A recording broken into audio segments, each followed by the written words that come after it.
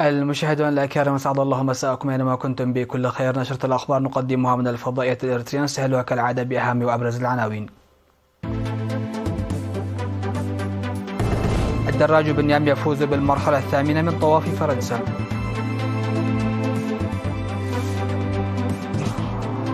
توزيع قطع الأراضي السكنية في مدينة بارنتو.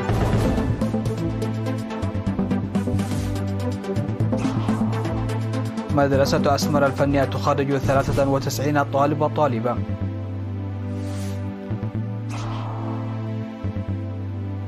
القوات الأمريكية تكمل انسحابها من قاعدة جوية بالنيجر.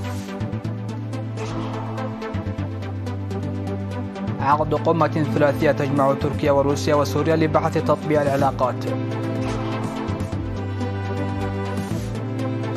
والهند والصين تتفقان على تخفيف التوتر على الحدود.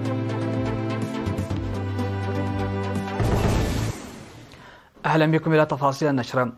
فاز الدراج الإريتري عضو فريق انترمارش وانت البلجيكي بنيام جرماي اليوم السبت بالمرحلة الثامنة من طواف فرنسا في دورتها 11 بعد 100، وذلك للمرة الثانية. وأنهى بنيام السباق البالغ طوله 183.4 كيلومترا في 4 ساعات و4 دقائق و50 ثانية، متغلبا على أقوى الدراجين ليحقق الانتصار الثاني في الطواف. كما احتفظ الدراج بنيام بالقميص الأخضر الذي ارتداه في المرحلة الخامسة برصيد 216 نقطة، وهو القميص الذي يقدم للمتسابق الذي يتقدم بالنقاط. وقد صنع بنيام جرماي التاريخ في سباقات الدراجات الدولية عندما أصبح أول أفريقي ذو البشرة السمراء يفوز بمرحلة في طواف فرنسا للدراجات بتحقيقه الفوز في المرحلة الثالثة من الطواف.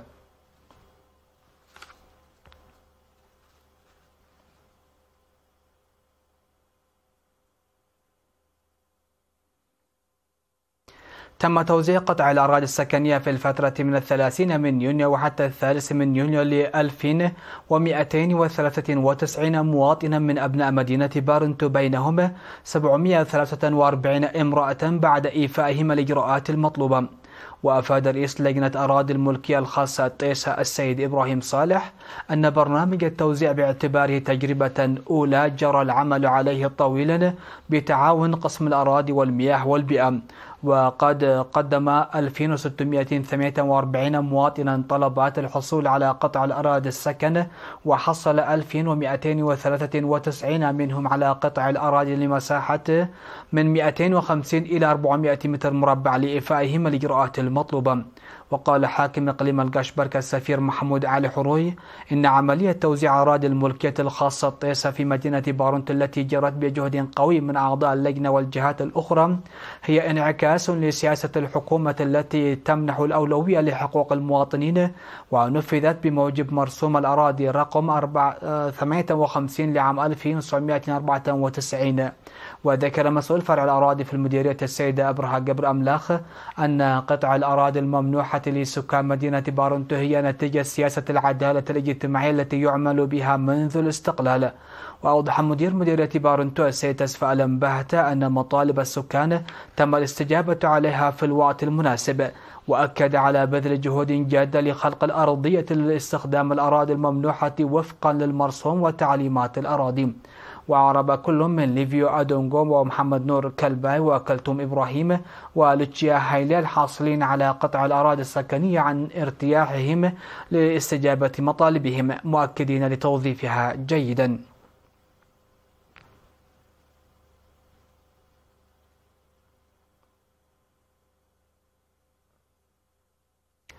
اختتم في أرض المعارض الإكسبو في 5 من يوليو أسبوع التنظيمات الشبابية في الإقليم الأوسط المنتظم ل3 أشهر منذ شهر أبريل الماضي. وأوضح مسؤول الاتحاد الوطني للشباب والطلبة فرع الإقليم الأوسط السيد سامسون كفلة في مراسم الاختتام، أوضح أن البرنامج شارك فيه شباب من جميع مديريات الإقليم، وله رسالة كبيرة في تعزيز الأنشطة الرياضية والثقافية والتعليمية. وقال مسؤول الشؤون التنظيمية السيد روبي الكبدة إن الهدف الأساسي من أسبوع الشباب هو خلق الأرضية الملائمة للشباب لعرض مواهبهم ومهاراتهم وإبداعهم وكفاءاتهم. وفي الختام تم توزيع الميداليات والجوائز المالية على الفائزين، وجائزة خاصة لمديرية أخرية لتفوقها في كافة المناشط والسباقات. ودعا رئيس الاتحاد الوطني للشباب والطلبة السيد صالح أحمد دين المشاركين، دعاهم إلى العمل على توسيع وتطوير البرامج لما لها من أهمية كبيرة.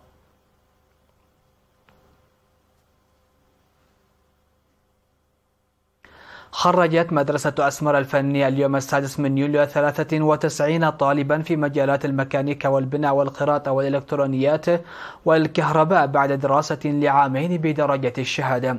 وعرب مدير المدرسة الأستاذ سمر وردي عن إيمانه القوي بأن الطلاب سيستخدمون المعرفة التي اكتسبوها لخدمة شعبهم وبلدهم بتفاني وإخلاص، لأن نظام التعليم في البلاد مجاني وبوسيلة تحقق العدالة والمساواة لكافة أفراد المجتمع. من جانبها قالت ممثلة الخريجين أن يوم التخرج هو يوم هام يسهم في تحمل المسؤولية وسيمارسون عملهم بوعي وطني عالي.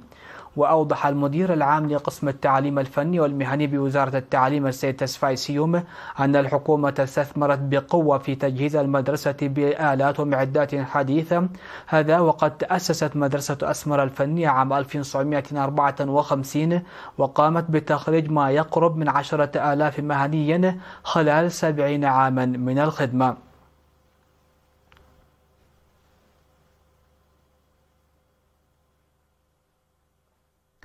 قام سكان مديرية ملقي بحراثة مزارع 977 أسرة شهيد في 19 ضاحية. وأوضح المدير التنفيذي في إدارة مديرية ملقي السيد هنس آب ولدو أن عملية حراثة الأراضي الزراعية جرت بنفير واسع للسكان وتوظيف القدرات الموجودة، وهي استمرار للنشاط السنوي الذي يجري القيام به. وشكر ممثل مكتب وزارة العمل والرعاية الاجتماعية السيد فارس اللاسيماني السكان على مبادرتهم.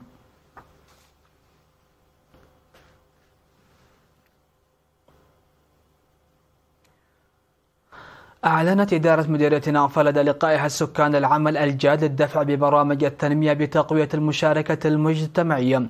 وقدم مدير مديرية ناوفا السيد يعقوب إدريس في الاجتماعات التي عقدت في إدارات الضواحي برامج التنمية التي تم تنفيذها في عام 2023 ومشاركة الشعب، وقال إن تسخير الموارد الموجودة جيدا لتسيير المهام الفاعلة من البرامج الأساسية لهذه السنة. وأشارت الاجتماعات إلى الحاجة لمزيد من العمل لتحسين تقديم الخدمات الاجتماعية الأساسية وتحسين الاستخدام المتدني للمؤسسات التعليمية وتفعيل جباية الضرائب على الماشية والأراضي لزيادة الإيرادات. وأعرب المشاركون عن استعدادهم لزيادة مشاركتهم في أنشطة النفير الجارية، داعين لإيجاد حل لمشكلة مياه الشرب في إدارات ضواحي لابا وإندلال وبغلم.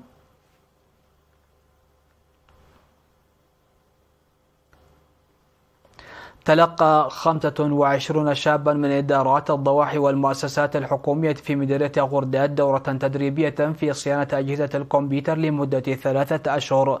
وأوضح مسؤول الاتحاد الوطني للشباب والطلبة في المديرية السيد ياسين محمد نور في مراسم التخريج في 4 يوليو، أوضح أن الهدف من التدريب النظري والعملي هو تحسين الحياة المعيشية للشباب.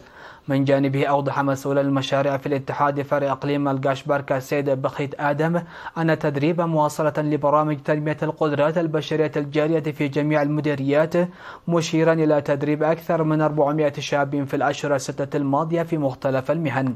وأشاد مدير مديرية غردات السيد إسحاق طعم بالأنشطة التي ينفذها الاتحاد الوطني للشباب والطلبة، مؤكدا على تقديم الإدارة الدعم اللازم.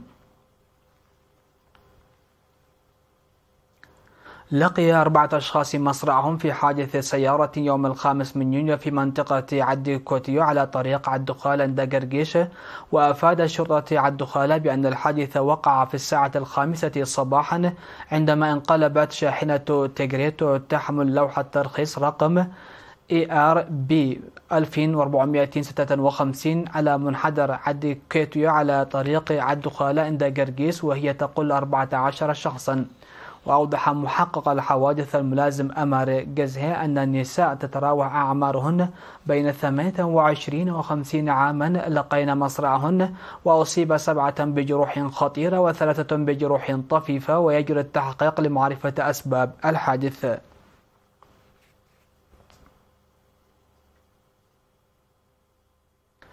مشاهدينا فاصل نعود لمتابعة الأنباء على الصعيد العالمي.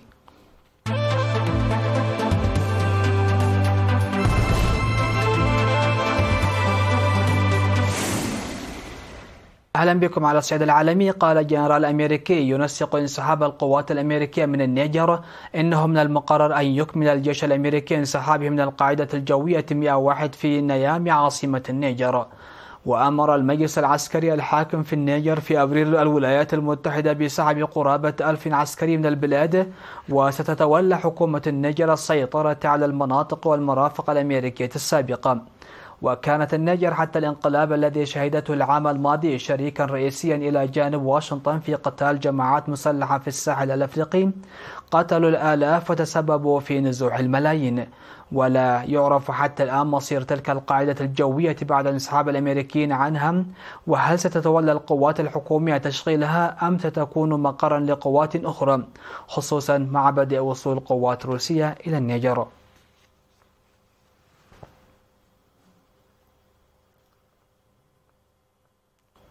كشف الرئيس التركي رجب طيب أردوغان عن احتمال عقد قمة ثلاثية تجمعه مع الرئيسين الروسي فلاديمير بوتين والسوري بشار الأسد في أنقرة دون تحديد موعد لها، مشيرا إلى أنه إذا زار الرئيس بوتين تركيا من الممكن أن تبدأ مرحلة جديدة مختلفة.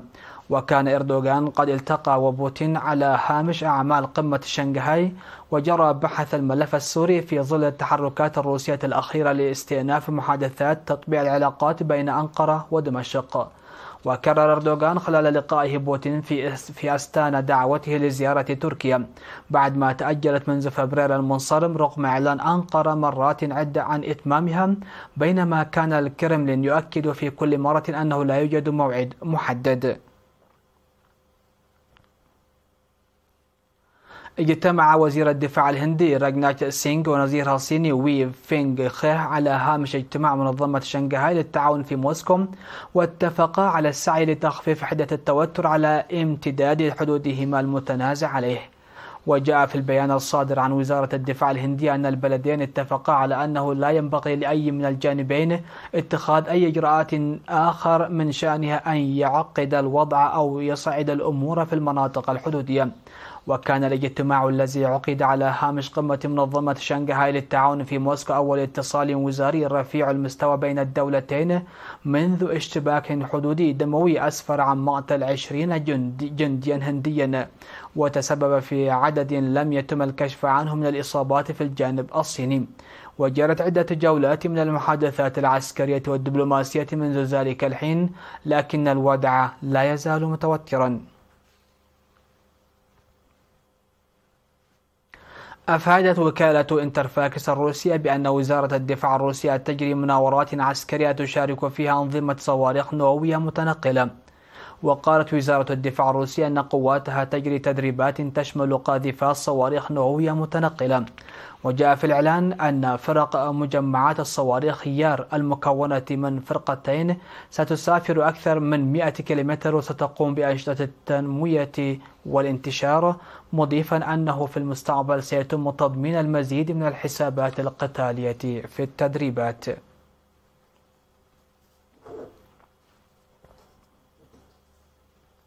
ختاما لنشرة هذا المساء، هذا تذكير بأهم وأبرز العناوين. الدراج بالنيام يفوز بالمرحلة الثامنة من طواف فرنسا. توزيع قطع الأراضي السكنية في مدينة بارنتو.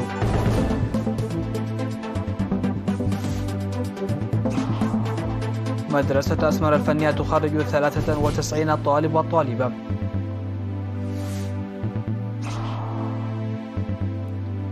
القوات الأمريكية تكمل انسحابها من قاعدة جوية بالنيجر.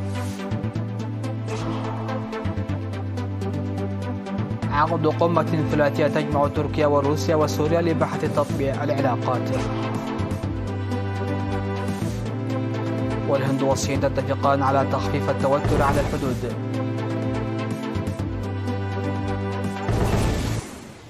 مشاهدينا الأكارم، هكذا انتهت نشرة هذا المساء. شكرا لحسن الإسماع والمتابعة، ودمتم في أمان الله.